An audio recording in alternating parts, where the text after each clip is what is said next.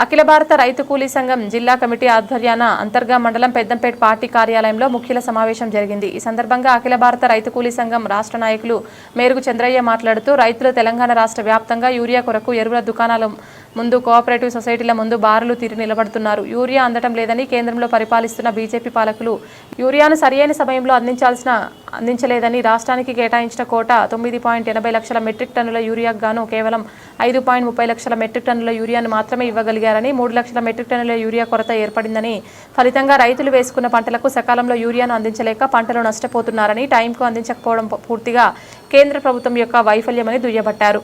ఇప్పటికైనా యూరియాను తక్షణమే రైతులకు సప్లై చేసి ఆదుకోవాల్సిందిగా డిమాండ్ చేశారు। ఆఫీసుల ముందు కానీ లేక ఎంఆర్ఓ ఎండిఓ ఆఫీసుల ముందు కానీ ప్రభుత్వ ఆఫీసుల ముందు కానీ అనేక కష్టాలు నష్టాలు అనుభవిస్తున్నారు। అనేక ధర్నాలు చేసినా కూడా ఈ యొక్క ప్రభుత్వానికి సీమ కుట్టినటువంటి పరిస్థితి కూడా లేదు। కేంద్రం యొక్క మొండి వైఖరి వలన యూరియా కొరత ఏర్పడింది। రైతుల బాధలు కష్టాలు తీరాలంటే రైతాంగం ఇంకా పోరాటం చేయవలసి ఉన్నది। అనేక రైతు సంఘాలు కూడా కలిసి ముందుకు రావాలి।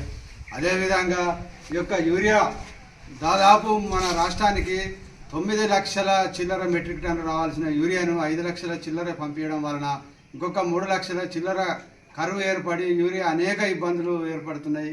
గత 3 నెలల నుంచి రైతులు వరి పొలాల నాట్లయిపోయి పత్తులు కూడా ఎదిగి కాపుకెదిగినటువంటివి కూడా ఈరోజు యూరియా లేక ఈ యొక్క ఎరువులు లేక నష్టపోవాల్సిన పరిస్థితి ఏర్పడింది। ఇందులో బాగానే మూలిగే నక్క మీద తాటిపండు పడ్డట్టు ఈ యొక్క వర్షాలు రావడం వలన భారీ వర్షాల వలన కూడా పత్తి పంట కానీ ఈ యొక్క అన్ని రకాల పండ్ల తోటలు కానీ లేక వరి పైరు కానీ ఇవన్నీ కూడా ఇసుక మేటలు పెట్టి కూడా చాలా నష్టం జరిగింది రైతాంగానికి।